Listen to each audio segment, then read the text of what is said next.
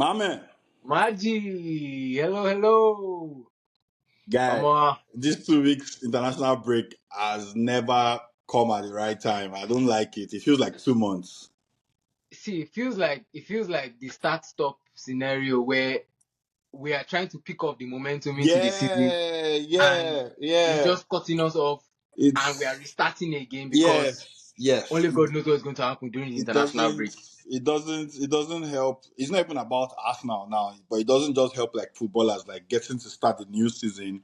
With your teammates, with new teammates, probably with new managers, and you're just catching form. You're just getting into that groove of the new season, then you international breaks. It's just I'm not against international football, but I'm not at the detriment of like club football. No, because we cannot deny, like, if you're a big fan of club football, Hmm. you know how international breaks make you feel. Yeah. One, you feel apprehensive because you don't know what will come out What of will it. happen? Yeah. Yeah, Arsenal fans, we've been traumatized by international break so far this season. Yeah, we're Our always captain losing went off. players, man. We're always losing players during international break. So, but one of the things I was even happy about going into this international break was the fact that people like Kai Havertz, because see, Kai Havertz, I was particular about that. Hey, God, please, he should not go. He should not go. And he ended up, staying back. Yeah, And I feel that was a wise decision absolutely, from the player absolutely. as well, from the club. Absolutely. I mean, we're still going to get to it when we're talking about like our best performances so far. But when Kai did not, or when he stayed back in London and didn't join the German team, I was happy because we really, really cannot afford to lose any important player anymore at this No. stage. And Kai is one of our most important players so far. So I feel like it was a good call. But, our star boy still obviously who will not call up, like, if you are the manager of England, how would you not call up Bukayo? Especially a But new manager, yeah, but it's Lukaku. just unfortunate that Bukayo. I hope it's nothing serious, and I hope he can just come back. Like I don't want to picture a game against Liverpool without Bukayo Saka. But imagine the rest of the season with this stop starts scenario of Nations League. I am honestly not a big fan of this Nations League. Like, not against the Nations League in itself, but Mm-hmm. just the schedule. And I feel the players have a right to complain about it because, Yeah. in as much as we're enjoying watching them, they are Mhm. exerting a lot of energy. Yeah, of course, and they're And risking their life. absolutely, They are risking their life. So, this is like echoing everything that Rodri has said, Laporte to, or yeah, I think it was Laporte too that said it, and of how it's getting to the time where like players might actually like seriously consider striking when yeah, another young player now has joined the list of players that are losing their ACL. So when you have like an increased number of ACL injuries, when it starts affecting the big shots, that is affecting other big brands, that is affecting their money, that is affecting their revenue, this thing is going to get more serious. So yeah, say for example, like probably a superstar signed a new brand, marketing deal, probably like Nike or something, towards a big tournament like the World Cup or Euros or anything like that, and he gets to lose his injured. ACL and he loses that whole season.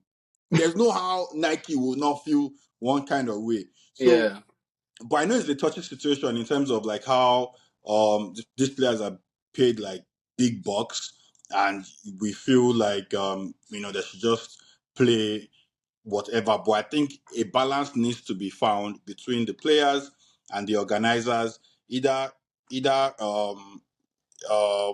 enforcing some breaks in between the season, or rearranging the schedule, rearranging the fixtures, or increasing squad depth, squad limits, yeah. so they So can have more fresh points, legs. all those points you mentioned, they are actually valid points that are up for consideration. Mm-hmm. And I feel from what is going on right now in terms of the player injuries that we're getting from these international breaks, a lot of big teams out there will see this as a risk and there will be a pushback.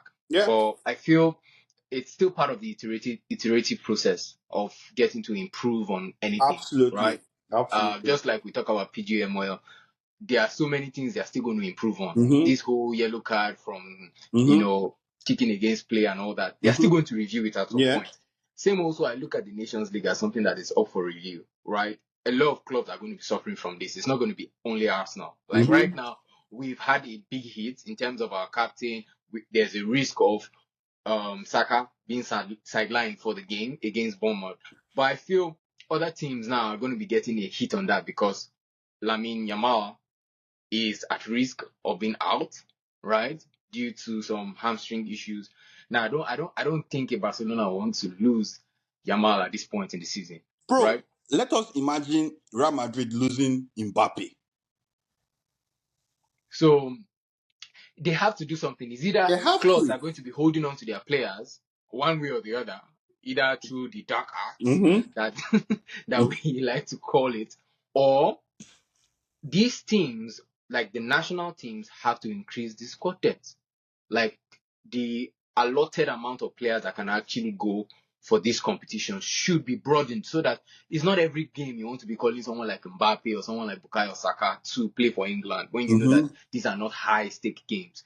You should have enough depth to be able to get the job done because there are a lot of players that are in line to play for national teams. Yeah. So I feel this would open an opportunity for such changes to be made So, to the Nations League as well. yeah, you raised a very good point. Something like that is done in Africa where some of our games are played by some of our competitions or qualifiers, or I'm not I'm struggling to like get the accurate thing now, but some fixtures are played by homegrown players. Absolutely. So I know that cannot like work exactly for in Europe. Say for example, like yeah, you can have like the top five leagues would have like better home based players, so to say. But in terms of like increasing the squad limit of squad, I don't think it should be limited to national teams anymore. I also think that the clubs Should should increase. also increase, their fixture. There was a part of the iterative steps that these football organizers have taken, especially UEFA, is to increase substitute limits.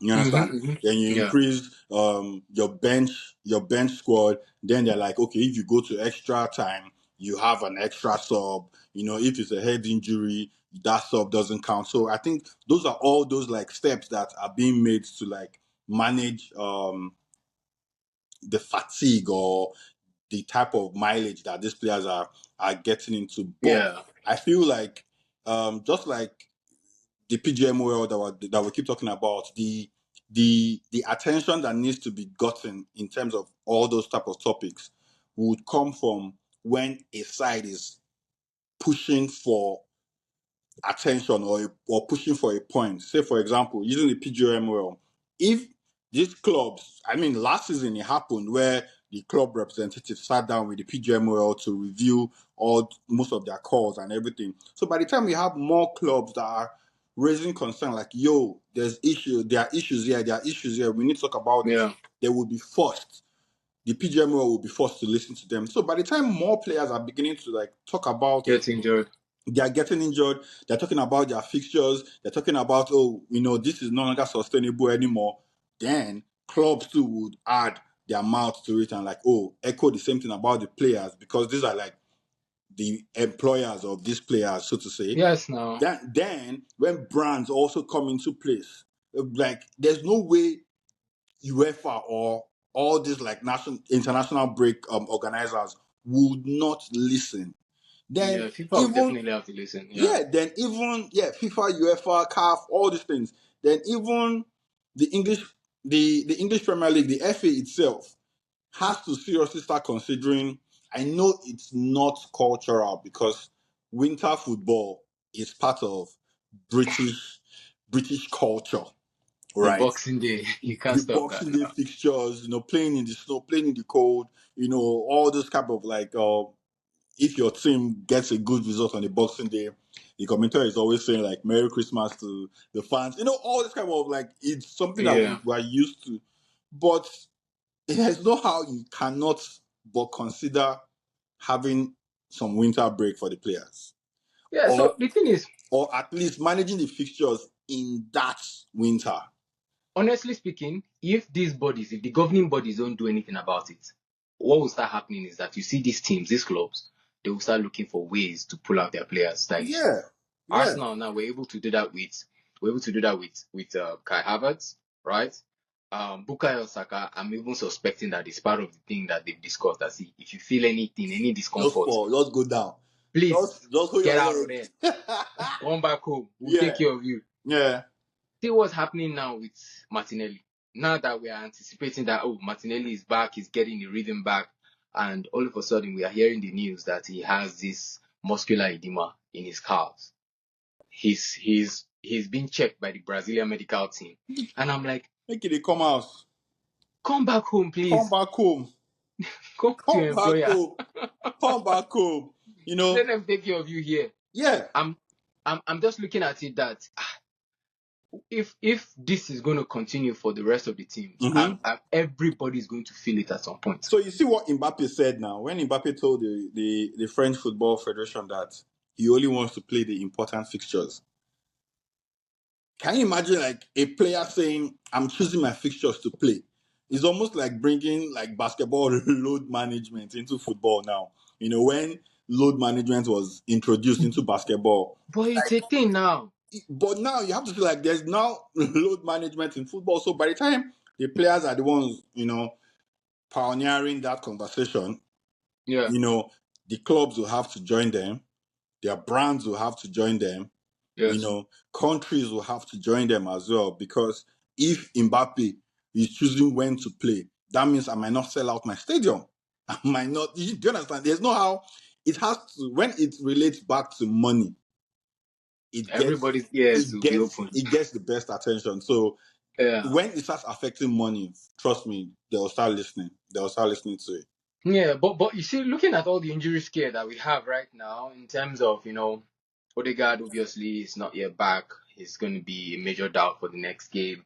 Saka is in doubt for the next game. Martinelli is now in doubt for the next game.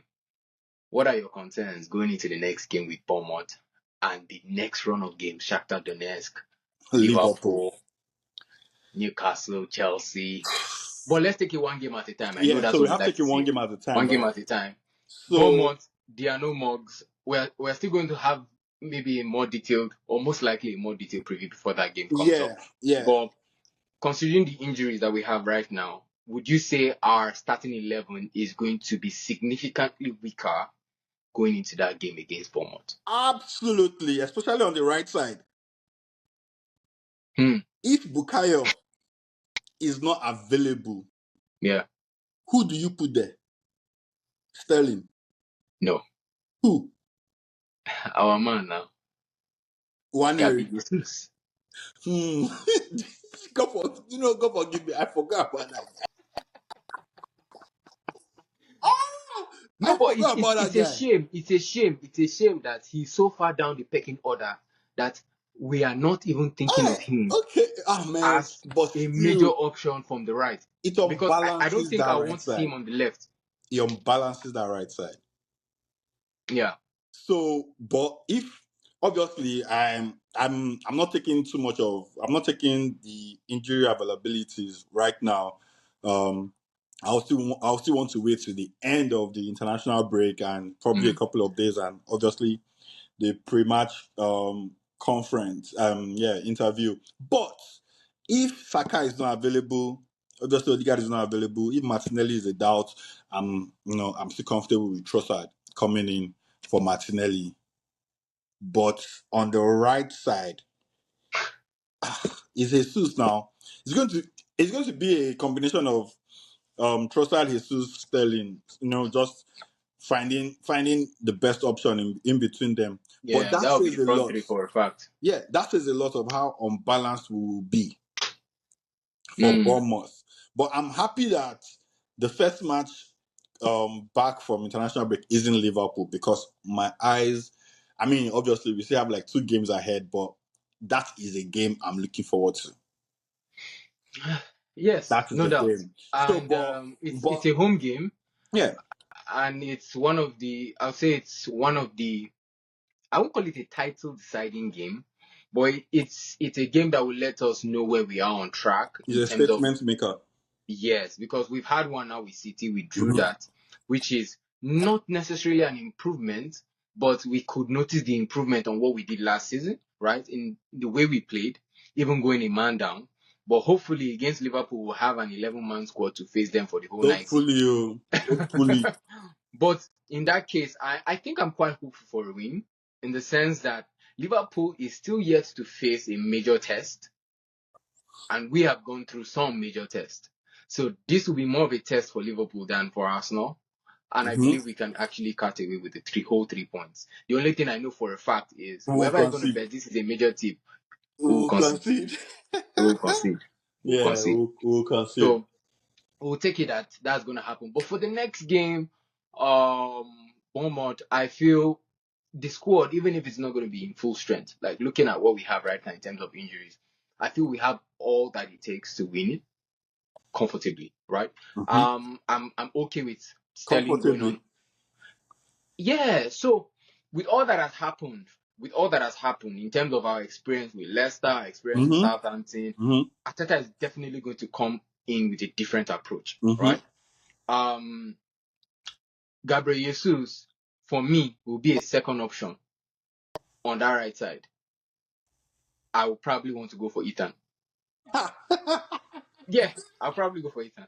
It For real, sounds, he's now more direct than Gabby. I agree. To be honest, I agree with you. And even against Leicester, yeah, when he came on, he came from the right. Like he operated from the right, and Yes. I So want to see him play, but I I, also don't I want to put so much pressure on him that because that guy is a star, he's a baller. I don't I see I don't But if doubt he it. plays, I would not be like, oh, why is he playing? I will not be like, I will not be Yes. surprised. I won't be against that. I get it, Sha. Yeah. Woo, So that's a so the thing statement is, maker.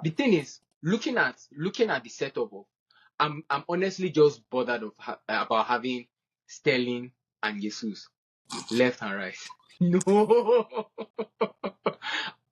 See, Ah, not because of their quality, but because of the level of they confidence we don't have right now. know. They They are hold low ball on too confidence, much. especially Gabi Jesus. Ah, But with someone like Trossard and Ethan playing, right? I will see more direct play. Mm? And that right side will probably be more productive with Ethan in. He has a point to yeah, prove. when he cuts in with his left, he's always like, looking for the either to drive or to give the pass. Yes. I see And it, yeah. and and one of the reasons why I would actually pick that formation up is I was more pleased with a Sterling Ethan combination in the Bolton game in the Carabao, right? That pace in behind that Sterling has and cutting back or crossing, Yeah. Ethan responded the best because But Ethan if was you central though. He was he central was with the central, but Bolton. and that's what we need from somebody that is going to play in a game like this that can actually drift into the middle or drift out so we can maintain our unpredictability. But you see with Jesus, the others call him Jesus. Oh, So Jesus, he's so low on confidence that if you give him the ball in front of the I net, don't know. he I will don't take know. one too many touches and I still don't know. do I don't know what rubbish. else. So I'll just leave it at that. But I'm happy that we have our Kai. Kai is definitely going to be available Of for that course. game. Of course. Hopefully, Merino comes back in. Now, one of the key things I'm looking at in our midfield, right? Do you think we're at that point where we can now, field out Merino, Rice, and Trossard as our options in the midfield To start. to start? Yes. The only thing the only reason why I might not start Merino yet is Hmm. probably, to start, yeah, it's probably because of familiarity in terms of like our flow of game and things, right? So Yeah. I don't mind still playing. We might not be able to start him yet, but he's going to get more minutes and start getting into the starting lineup because we can clearly see the space for Merino. We can see what he's doing that Rice in that position is not doing. It's not doing, yeah. We can clearly see it. So the only thing is going to be like, the players, especially the familiarity on that left side. Who is playing left back? Who is Merino playing? Is Martinelli playing? It's going to be different if it is Trossard playing ahead of Merino. If it's a Timber in the left back, it's a different left side already. So I still feel like the familiarity of that left side triangle is what might determine if Merino starts or not. But I'm comfortable. I'm comfortable. However, if he starts, I'm comfortable because I know what he can do in that But position. I actually had that thought of Merino starting because of the doubts that we're hearing about Partey. But I see that he actually stayed back and probably is going to be good enough to have gotten some rest for him to start that game. I don't think we should take any game lightly moving on forward. No. I'm No telling game you, should be taken lightly with Bournemouth, right, is the best available 11 that we have. that we need I'm to telling go you, with. the best available. Like if you are fit enough to have a full training, you are playing. You understand? Like the best left back around, the best left center mid around. I'm just playing all the best players that we have right now. There's no time to play And something. talking about best players, just to segue from that nicely, is so far so good. We've had a couple of weeks into the season, and one of the things that came to my memory when I was thinking earlier today was the best player so far for us, right? I know, I know it's gonna sound ridiculous to start, doing that, but honestly speaking, when I heard the players, predicting who was going to score first, it kind of like gave me a glimpse into who they are expecting so much more from this season. And can you remember who they predicted to have the Havertz. first goal? Havertz, yeah. And without a doubt, Havertz's performance this season so far has been an improvement on where he stopped, right? And one of the major things I was looking out for this season is if we needed to build him back up in terms of confidence to see how he starts off the season and maybe slowly builds into his confidence. But no, he actually came back, started from where he stopped, and has been improving. His goal contribution right now is amazing. He has actually tallied Van Persie's record at home. Yeah. 7 consecutive goals. Yeah. If they had told me this thing last season when we signed him, that this was going to happen in his second season, I would think the person basically is trying to take a piece. So I've been thinking about this, like who's been our best performance so far, right? And I always say, obviously it was Havertz and Saka to me so far. Saka most especially because of Odegaard's absence and how he has been the creative source. But the reason why I would go for Havertz is because what Havertz has done in this year, 2024, not only this season, this year, the second half of last season till now, he's been one of the best players up front in terms of goal contribution. And now, if we now remove the goal contribution as an, no goals or assist, right, we can see how important Havertz is in the way we play. So that identity of, this is how Arsenal's football is right now, is so hinged on Havertz playing. Absolutely. So because if you look at all our star players, the spine, Raya, Saliba, Rice, Odegaard, Havertz or Saka or whoever, right?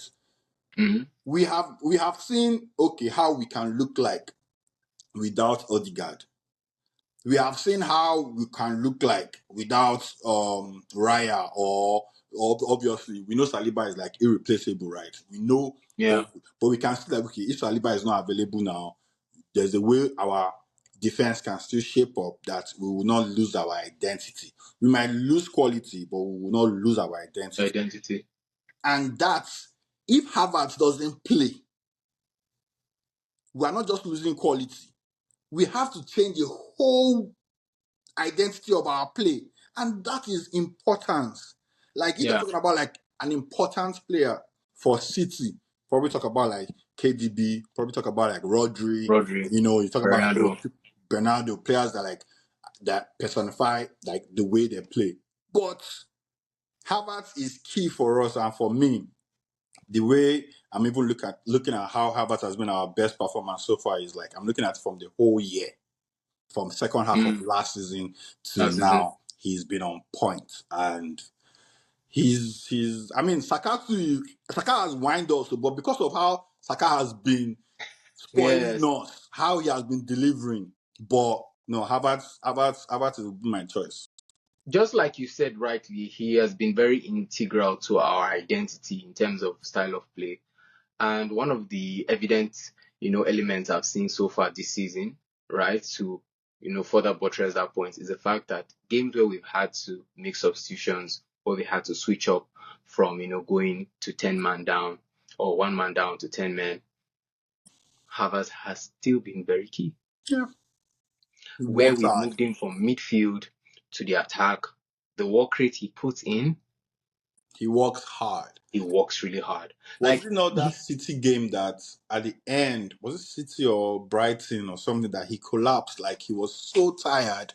He collapsed, and like I was like, nah, this guy doesn't like it. And this is a good thing, not just for the player, but for the team as well.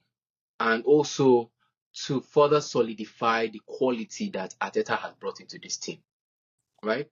Now, looking at the way we have actually helped revamp his career, I can say that clearly. Arsenal has revamped Kai's career. Because the impression, even Chelsea fans right now will tell you that, okay, this is crazy. They didn't see this because he has basically equaled the record.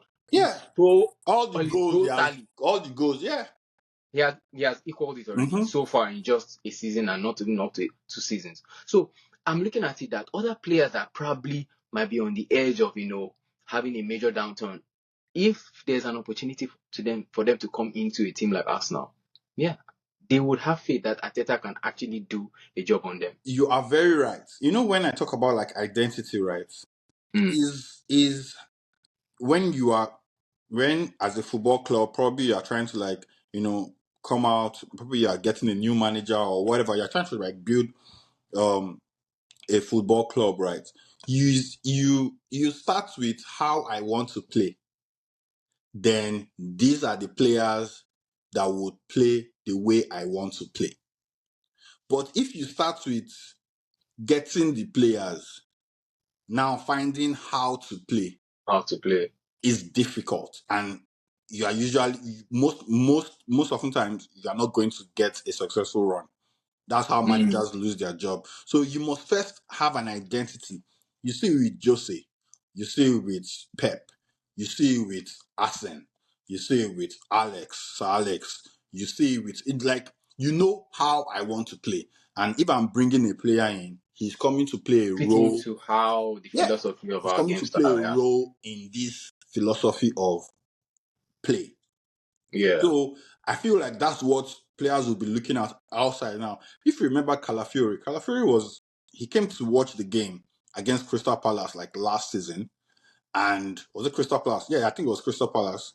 And when he was having a conversation, they always talk about, I spoke with Arteta and I was convinced. I spoke with Arteta and I was convinced.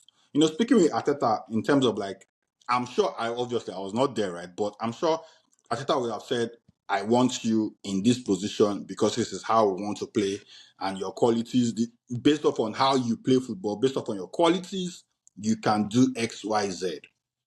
And there's no way the player will not see a buy-in, because we all want to feel important. We all want to feel as part of a story.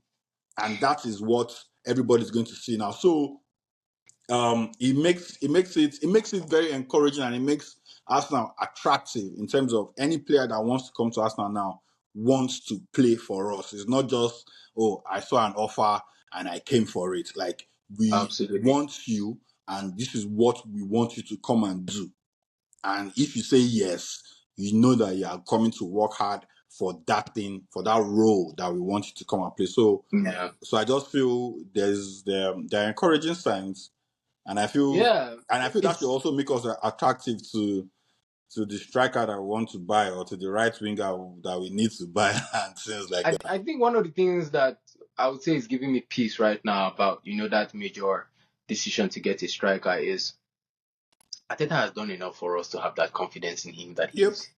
Mm-hmm. he's well equipped to do the right thing. Mm-hmm. Edu, by his side, is well equipped to do the right thing. Mm-hmm. So we believe in the process. We Yeah, are yeah. trusting the process, Anybody, and if he's known, if he's not known, anybody that comes in, I know that, it's up to you. You know what you have to do. yeah, So is it that you do it well or you bounce? Because there have been some players that we have known that, okay, this one was like a gap filler for the main thing that we the main wanted. Remember when we we had, like, I mean, no disrespect to Pablo Mari, but Pablo Mari was a gap filler. yeah. Yeah. And We obviously have there we have was we have players like that. Yeah, of course. yeah, there were some players that we also signed that didn't meet up as well, like Willian. I mean, I'm like, Willian should have been a loan. William is a very clear example of a gap filler because I see his signing more as, trying to get in the experience, the winning Yes, mentality. And I yes, think that was the error that I think he tried to correct with signing players like yeah. Zinchenko and Gabriel Jesus. So exactly what I wanted to say. I felt he probably saw the Willian signing and expected it to be a level. You know how Jesus and Zinchenko took us to the next level. Next level. So that was what the expectation was on Willian, but I don't think there was not much of an upliftment. Just that I always want to say it. Gabriel Jesus and Zinchenko were the used tires that Arsenal had to buy to get into the car for us to get to the next, Next to stop the to next make. milestone, or to the next stop, to the next level. And we've gotten to Yeah, the next level now. So I think we've outgrown those qualities. So is that up yeah, to them, for them to give us something more? Or if you cannot give us more than what you've given us, it's thanks for your service. yeah. No, but I would definitely, I would definitely always have gratitude for the way they came in and injected Absolutely. Yeah. the new mentality, or rather an Yeah. improved mentality to our players. And, it basically is still part of what we say about the process, right? We have Mm-hmm. seen the improvements and we're Mm-hmm. still seeing those improvements coming. I'm just looking forward to, those key positions that we're still seeing that we need to consolidate, like the central attacking position. We feel Odegaard doesn't really have competition as Mm-hmm. it is right now. So we feel we deserve to have some competition for that position. But Ethan, I miss Odegaard, man. I miss Odegaard. yeah, I miss him. I miss him. I But miss him. I might sound, a bit contrarian to this point of view that yes, we did actually miss Odegaard, but so far so good. I think that miss of Odegaard has helped our team find a different type of grit, has helped Trossard come into a different form of his own. Like Mm-hmm. for club and country now, Mm-hmm. Mm-hmm. Mm-hmm. Mm-hmm. Trossard is on a different level of Yeah. confidence, right? Yeah. He's actually now a legit game changer. Yeah. And I think when Odegaard comes back, it will seem as if he's going to slot back in, but there's going to be some pressure on him as well to So they slot won't back rush in. him. They won't rush They him back. don't rush him in, but there will be a sense of pressure that, okay, if I'm going to slot back into this team, yes, I will slot back in, but I have to now deliver. Yeah. And I have to hit the ground running. yes, you have to hit the ground running. So what I'm now looking forward to from Odegaard coming back into the team is a high level of incisiveness, right?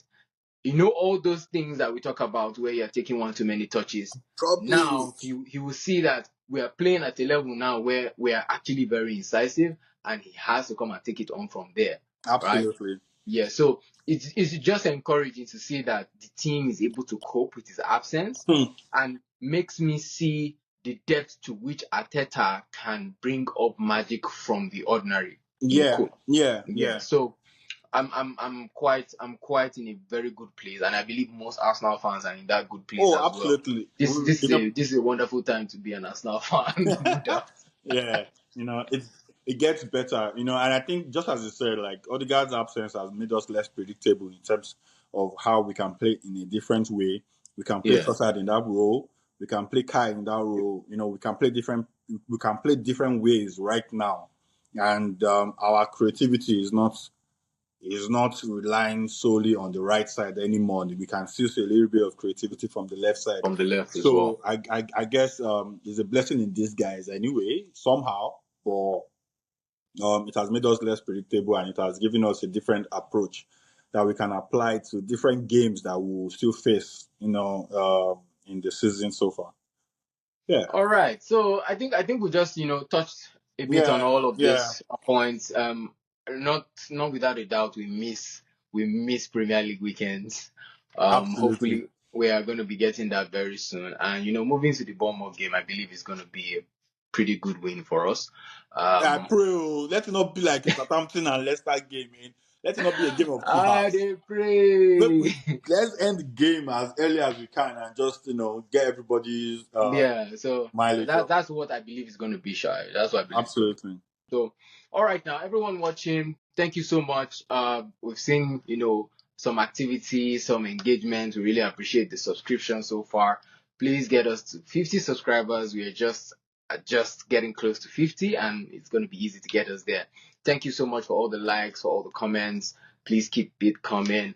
And we're going to be getting so much more content for you because anyone who enjoys talking about football, who loves Arsenal as a club, should be on here supporting us, Absolutely. especially if you actually are Nigerian as well in Canada, because yeah, we are right out of Canada, Toronto, doing this, and we're going to be live for quite some time because Arsenal is always here for us. We're here to stay.